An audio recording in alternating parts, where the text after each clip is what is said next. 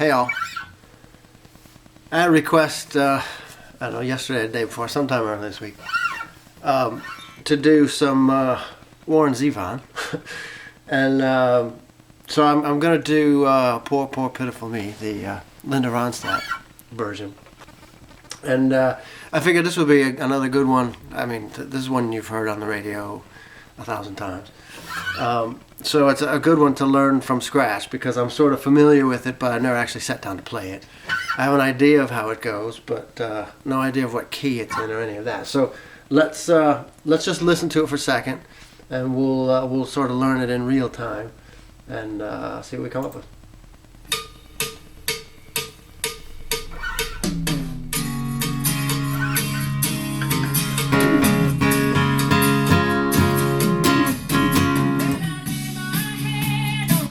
Okay, the first thing we know is, and that's just going by the bass note of it, the root note of it, is a C sharp, which is a little odd. So the first inclination that I would have would be to see if it, would be actually in C, played in C, with the capo at the first, right? Right. So you'd probably see. Some of the fake books that they call, I don't know if they still call them that, but back in the days before there was an internet, you'd buy guitar books that they would call fake books, and they would sort of have the pop hits of the day, and they would have a kind of a campfire version of it that isn't really correct, but it's something that your average strummer could get through. But if you listen to what we just heard, now I'll start it again, right, and I'll play these chords. And we'll decide whether that sounds right.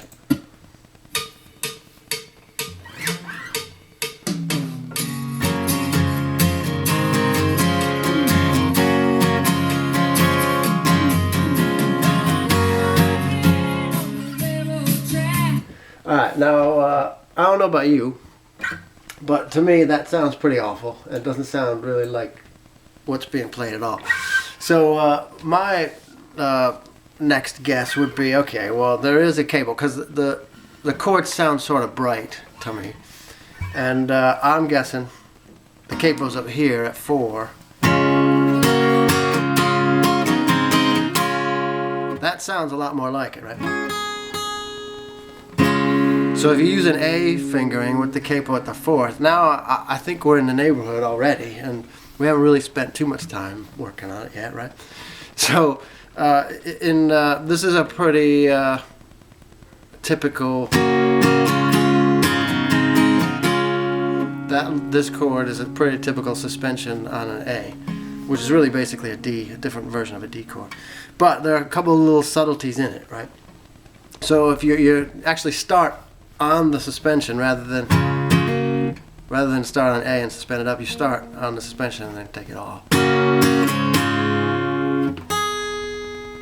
So that's that. This is our friend. It shows up in a lot of Who songs, and in fact, it's kind of based on Keith Richards. It's the same Keith Richards suspension that he uses all the time, except this one's standard tuning, of course. So you just have your regular A, and for this one, you don't want to play it like this. You want to play it with one finger, and then you suspend the D string 2 frets up and the B string 1 fret up. Leave that high E open.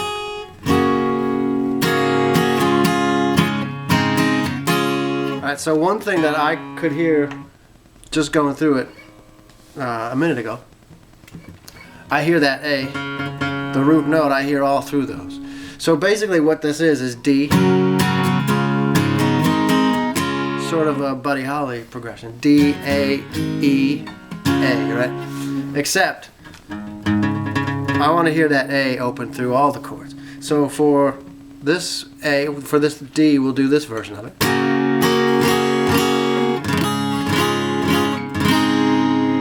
So that's just an E, but leave the A string open.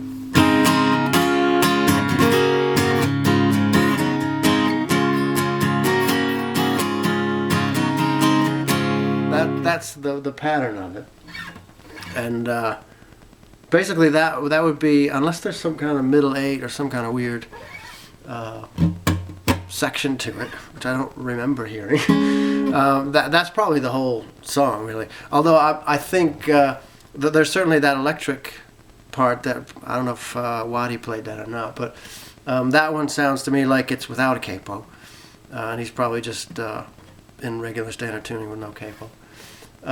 So let's play it and see what we come up with.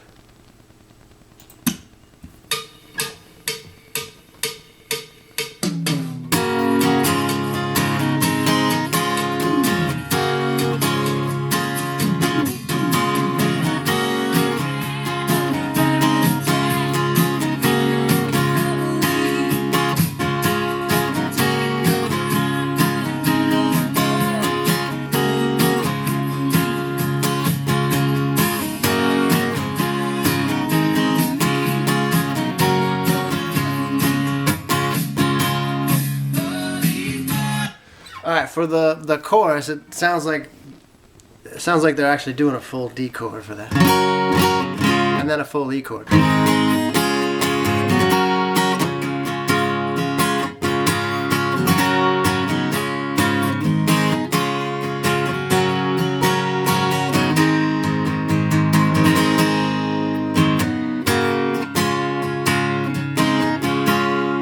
Like that. So now we're going to run through from the top and try to go all the way through it. And incidentally, you know, this, while we're on the subject, this D thing, how you can think of that is, you know, you can take any chord in the first position, really, and move it up the neck, right? But the one thing you got to do is replace the nut. So even if you got a capo to replace the nut up here, you can still move chord shapes up. So if you take a look at this one, it's really just a C chord moved up.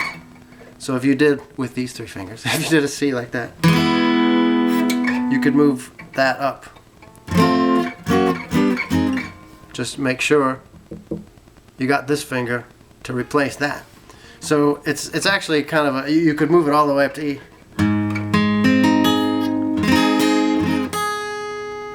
If I were in tune, you could.